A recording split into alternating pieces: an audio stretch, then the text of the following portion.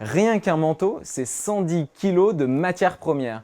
La production d'un t-shirt en eau, c'est l'équivalent de 70 douches.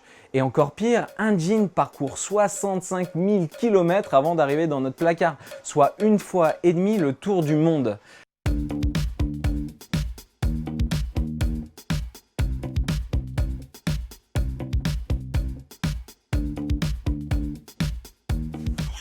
En moyenne, on porte seulement 5 à 10 fois nos vêtements.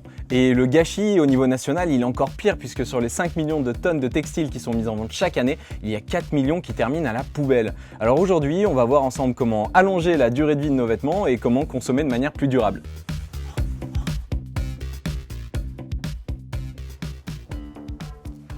Alors là, je viens de faire un peu le tri des vêtements que je mets pas forcément et je me rends compte qu'il y en a plein que j'ai un peu mis de côté et plutôt que de les garder chez moi, prendre la poussière dans ma penderie, c'est plus intéressant de les donner à une association qui va leur redonner une seconde vie. Et puis de ce côté, j'ai mis les affaires qui sont à réparer. Donc là, le coup classique de la chaussette qui a un petit trou, je sais pas faire, je sais pas réparer ça. Donc là, typiquement, c'est le genre de choses que je vais emmener dans un repair café où des spécialistes vont pouvoir m'aider à le réparer et allonger la durée de vie de ce pantalon.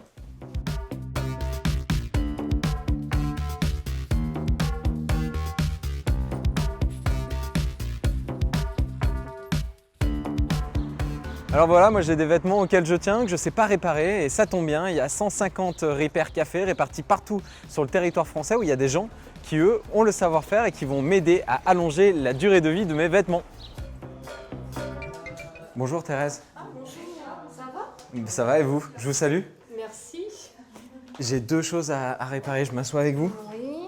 Vous allez voir. Pas de souci, ça va être faisable. Et puis même, l'idéal c'est que vous me montriez comment tout à fait, on va faire, c'est ça? Tout à fait. Et que ce soit moi qui le fasse. Je vais vous faire tenir l'aiguille. Ah super. Parce qu'en fait ça c'est typiquement le genre de choses qui m'arrive souvent et que j'aimerais bien refaire. Ah tout à fait. Ouais.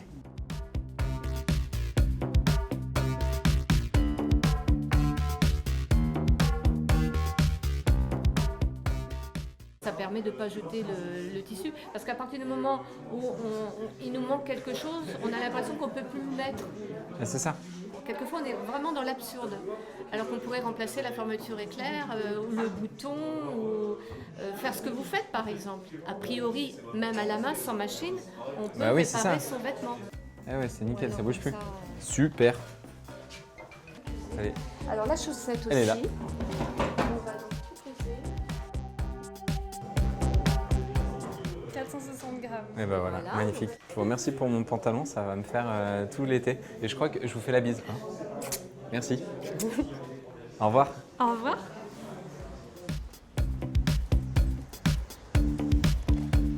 Bon, alors là, j'ai vraiment eu de la chance. J'ai permis d'éviter de jeter plus de 400 grammes de vêtements qui auraient dû terminer à la poubelle. Et là, je vais continuer à porter pendant longtemps, j'espère, ce pantalon. De temps en temps, on est malheureusement obligé de passer par l'option achat. Et il existe soit l'occasion, soit des marques en France qui se bougent pour proposer des vêtements plus éco-responsables et plus respectueux de l'environnement.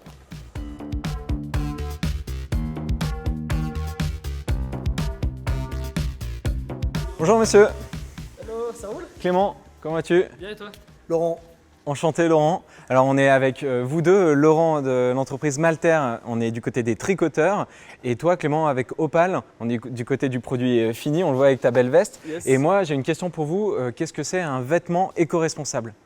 C'est un mot qui est très large, mais chez Opal, il y a deux choses qui me tiennent à cœur. Il y a la partie recyclage, donc utiliser des matières recyclées qui n'ont pas consommé des ressources vierges, et le côté local, Made in France, donc c'est là où on va travailler avec Laurent, c'est-à-dire comment on peut soutenir son entreprise en utilisant des matières recyclées.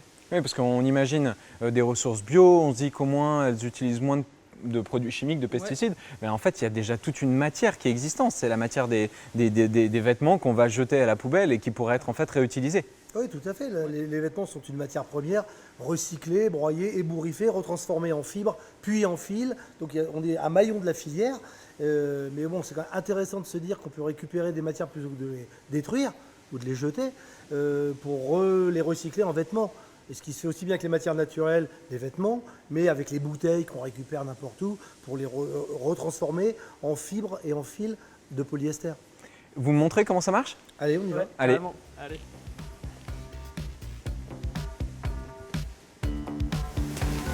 Bon bah on va aller voir tout ça. Ouais. Impressionnant, hein? Là on n'est pas en recyclé, on est en coton bio. Ouais. Voilà ici. Ça c'est des petits recyclés. On dit toujours la carte bancaire c'est un bulletin de vote. Grave. Quand vous achetez une bouteille de lait bio, vous n'achetez pas une bouteille de lait bio, vous envoyez un signal au distributeur que vous voulez du bio. Vous envoyez un signal au marché en disant je veux du Made in France, je veux du bio, je veux du propre, du responsable. Qu'est-ce qu'il entend le vendeur? Il entend le message. Et après qu'est-ce qu'il fait? Il redynamise la production. Ouais. C'est vachement important. Mais on a été mal habitués. Ben On a oui. été habitués au t-shirt à 5 €. Comment on fait? Dans un t-shirt à 5 €, vous payez le fil. Le fil, la bobine de fil. Voilà. En gros. Et après, la confection, le tricotage, la teinture, tout ça c'est gratuit. Et c'est là où on arrive à des aberrations et te dire bah mince en fait le t-shirt que j'achète 5 €, peut-être qu'il rémunère pas justement la personne qui travaille dessus, ou alors il y a une économie qui est faite sur la matière et c'est fait de manière un petit peu opaque et polluante. Ça a quel sens de porter un truc qui a été fait par des enfants à Pétaouchnok, là, je sais pas où, dans des conditions, comme on a vu dans des reportages, qui vous feraient vomir. Aujourd'hui, il y a des gens qui ouvrent la fenêtre de la voiture et qui balancent la bouteille en plastique par la fenêtre. Et tu as ceux derrière qui les ramassent. Ouais. Ben, on choisit son camp. Voilà. Le t-shirt à 5 €, on sait dans quel camp on est. Ben, merci messieurs et bravo pour votre travail, bravo pour votre passion. Merci Eh ben, merci à toi de ta visite. Allez, au revoir. Aujourd'hui, la société, elle change et être à la mode, c'est consommer moins mais mieux. Exactement ce qu'on peut faire avec nos vêtements en réduisant notre impact sur la planète et en valorisant les gens qui sont derrière la fabrication. Parce que changer son monde, c'est changer le monde et participer à la construction d'un monde meilleur, ça commence par moi.